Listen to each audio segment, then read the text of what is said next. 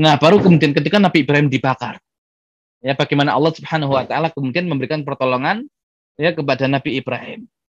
Qulna ya narukuni barda wa salaman ala Ibrahim. Maka kami katakan, wahai api, jadilah kamu dingin dan keselamatan bagi Ibrahim. Wa aradu bi kaida. Yang mereka itu ingin membuat tipu daya kepadanya, faja'alnahumul aksarin. Maka kami jadikan mereka itu adalah orang-orang yang paling merugi. Wa najjaynahu wa lutan ilal ardi allati barakna fiha lil alamin. Maka kami selamatkan dia bersama Lut ke negeri yang kami berkahi untuk semesta alam. Maksudnya adalah negeri Syam, Palestina. Ya, jadi setelah itu Nabi Ibrahim alaihissalam meninggalkan negerinya, Irak, untuk pergi ke negeri Syam. Ya, untuk pergi ke negeri Syam, ke Palestina. Biasanya seorang nabi, kalau keluar dari negerinya itu dibinasakan. Nabi Hud alaihissalam ketika meninggalkan kaum Ad dibinasakan oleh Allah. Ketika Nabi Soleh meninggalkan kaum Samud dibinasakan oleh Allah. Ya, ketika Nabi Lut meninggalkan kaumnya dibinasakan oleh Allah. Ketika Nabi Syu'aib meninggalkan kaumnya, suku Madian dibinasakan oleh Allah. Nah, tapi kenapa ketika Nabi Ibrahim meninggalkan negerinya, negeri Irak, tidak Allah binasakan mereka? Nah, berarti keluarnya Nabi Ibrahim dari negeri Irak berbeda dengan keluarnya para nabi dari negeri-negeri mereka. Kalau para nabi itu keluar dari negeri-negeri mereka karena memang kaumnya tidak bisa lagi didakwahi. Ya, maka yang ada adalah tinggal menunggu kebinasaan bagi mereka. Tapi untuk Nabi Ibrahim, beliau pergi meninggalkan negerinya, bisa jadi masyarakatnya nanti masih memungkinkan untuk didakwahi oleh nabi yang lain, tapi beliau ingin mencari lingkungan yang lebih baik ya untuk tumbuh kembang anak beliau. Baik, ya kemudian ini saya singkat ya kisah Hajar dan kisah Sarah agar kita punya gambaran. Ya, kemudian nanti Nabi Ibrahim dakwah di negeri Syam, dan di negeri Syam itu yang berkuasa saat itu adalah Al-Kan'aniyun, orang-orang Arab. Jadi orang-orang Arab lebih dulu tinggal di Syam sebelum kedatangan Nabi Ibrahim. Nah, masyarakat Arab ini kafir, tapi mereka toleran mengizinkan Nabi Ibrahim berdakwah. Tapi berdakwah lama di Syam, ya ternyata tidak membuahkan hasil. Akhirnya orang-orang Arab ini eksodus, menaklukkan Mesir. Maka Nabi Ibrahim mencoba peruntungan ya untuk dakwah di Mesir. Yang ketika itu dikuasai oleh Malik, oleh raja. Karena masyarakat Koptik kalah dengan bangsa Arab. Makanya Hajar yang menjadi tawanan perang, ya padahal Hajar itu adalah bangsawan Mesir, tapi karena kalah perang jadi tawanan, jadi budak. Makanya oleh Raja Mesir nanti dihadiahkan kepada Sarah. Dan oleh Sarah dinikahkan dengan Nabi Ibrahim. Ya, agar Nabi Ibrahim mendapatkan apa yang beliau impikan untuk punya anak. Karena berusaha sudah sangat luar biasa menyiapkan lingkungan, anaknya belum ada. Makanya sang istri rela membahagiakan suaminya untuk menikah lagi agar punya keturunan. Nah, ketika lahir Ismail, kenapa ditempatkan oleh Nabi Ibrahim di negeri Mekah yang saat itu ya sebagaimana gambaran Al-Qur'an biwadin ghairi dzar' inda baitikal muharram. Di sebuah lembah yang tidak ada tanaman di dekat rumahmu yang mulia ya Allah. Nah, karena Nabi Ibrahim nggak mau Ismail itu tumbuh di Syam yang masyarakatnya itu masih kafir. Padahal tugas Nabi Ibrahim dakwanya adalah di Syam. Maka yang ada adalah beliau amankan anaknya ini dengan ya sang istri yaitu Hajar untuk pergi ke tempat yang baru yang tidak berbau dengan orang-orang musyrik. Makanya ketika nanti di surat Ibrahim ya dikatakan Rabbi innahunna adlalna katsiran minan nas. Ya Allah, sesungguhnya berhala-berhala itu menyesatkan banyak dari manusia. Apakah di Mekah ada yang disesatkan? Belum ada orang. Apa maksud Nabi Ibrahim? Yang ada adalah negeri Syam dan negeri Irak. Masyarakatnya kafir, disesatkan oleh para berhala.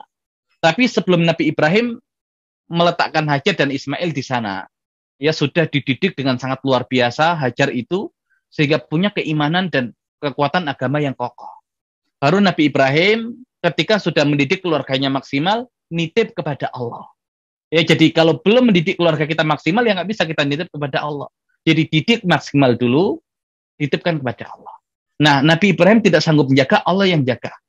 Nabi Ibrahim tidak bisa memberikan nafkah karena jarak yang sangat jauh dari tempat beliau berdakwah dengan kediaman keluarganya. Allah yang jamin rezeki mereka. Adanya Zam-Zam, kemudian hadirnya buah-buahan yang sangat banyak ya di negeri Mekah. berkat doa Nabi Ibrahim dan rezeki yang Allah hadirkan.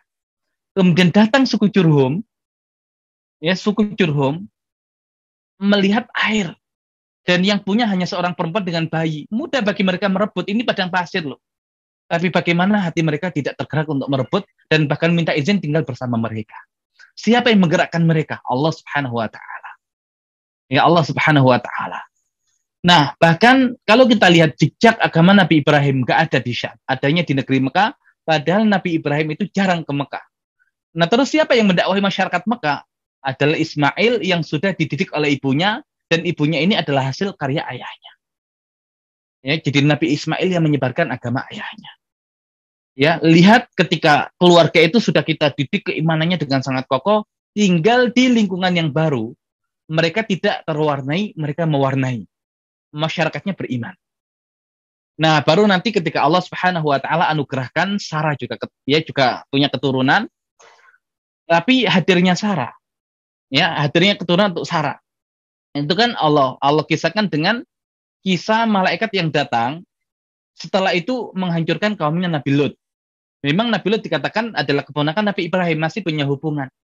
Tapi apa kaitan Bushra hadirnya Ishak dan Bushra pembinasaan kaumnya Nabi Lut? Ya, karena kaumnya Nabi Lut itu masyarakat yang homo. Ya, jadi laki-laki senangnya laki-laki. Nah, terus perempuannya gimana? Ya pasti di sisi yang lain ya lesbi. Makanya itu sudah satu paket. Kalau ada homo pasti ada lesbi. Ya, dan itu nular. Ya, apalagi mereka ketika ada orang baru masuk ke negeri mereka itu ditangkap, dijadikan korban. Nah, kalau sudah jadi korban, lama-lama jadi pelaku juga. Ketularan semua mereka itu. Ya, ketularan ya semua mereka itu. Nah, Nabi Ibrahim ketika dikasih kabar akan lahirnya Ishak, dan malaikat akan melanjutkan perjalanan untuk menghancurkan kaumnya Nabi Lut. Dan kalau secara letak geografis tidak terlalu jauh antara tempat Nabi Ibrahim ya dengan kaumnya Nabi Lut. Maka seakan ada busyra tersendiri di balik pembinasaan kaumnya Nabi Lut. Apa busyra bagi Nabi Ibrahim? Nabi Ibrahim itu ingin agar kalau punya anak tumbuh di lingkungan yang ideal. Nah, adanya kaum Nabi Lut yang homo itu, yang lesbi itu efeknya nular itu. Nah, makanya Allah ingin menenangkan hati Ibrahim dengan mengabarkan mereka pun akan dibinasakan. Jadi tenang. Ya, nanti lahir Ishak tidak akan tumbuh di dekat negeri yang masyarakatnya adalah masyarakat homo, ya, masyarakat yang lesbi, nggak ada, mereka sudah Allah binasakan. Nah, kemudian pertanyaannya begini. Bukankah istri Nabi Ibrahim itu dua? Sarah dan Hajar. Bukankah anak Nabi Ibrahim itu dua? Ismail ya dan Ishak. Tapi kenapa Nabi Ibrahim lebih banyak menghabiskan waktunya di negeri Syam? Ya, karena memang dakwah beliau ada di sana. Tapi kenapa tidak kemudian dibagi rata antara satu istri dengan istri yang lain? Nah, ini ya pelajarannya adalah kebutuhan Ishak itu lebih mendesak dibandingkan Ismail. Kenapa? Karena Ismail itu sudah tumbuh di lingkungan yang masyarakatnya itu beriman. Ya, tidak ada kehadiran Nabi Ibrahim, tapi Allah yang menjadi wakilnya, insya Allah sudah cukup. Tapi Ishak itu tumbuh di masyarakat Syam yang ketika itu masyarakatnya adalah kafir. Nah, kalau masyarakatnya kafir, agar anak ini tumbuh dengan baik, diperlukan hadirnya peran ayah dan ibu. Ya, maka ayah ini tidak bisa kemana-mana, harus hadir untuk mengawal anaknya, dan ibu pun juga demikian. Dan ini alasan kenapa Nabi Ibrahim itu lebih banyak di negeri Syam, bukan karena beliau tidak adil terhadap anak-anaknya, terhadap keluarganya, tapi kebutuhan keluarga yang ada di Syam jauh lebih besar dibandingkan yang ada di Mekah. Nah, ini yang kemudian Nabi Ibrahim itu begitu istiqomah di dalam ya berdakwah, karena di samping menjalankan tugas sebagai seorang nabi dan rasul, menyiapkan lingkungan yang ideal ya bagi anak-anak beliau. Dan ini yang kemudian harus kita teladani dan berharap ya dari ini kemudian kita tahu bagaimana menjadi sosok ayah yang ideal, yang dari ayah yang ideal ini melahirkan ibu yang ideal, dari ibu yang ideal melahirkan umat yang ideal, dari umat yang ideal akan lahir seorang pemimpin yang ideal. Wallahu a'lam bishawab. Kita kembalikan ke bawah acara.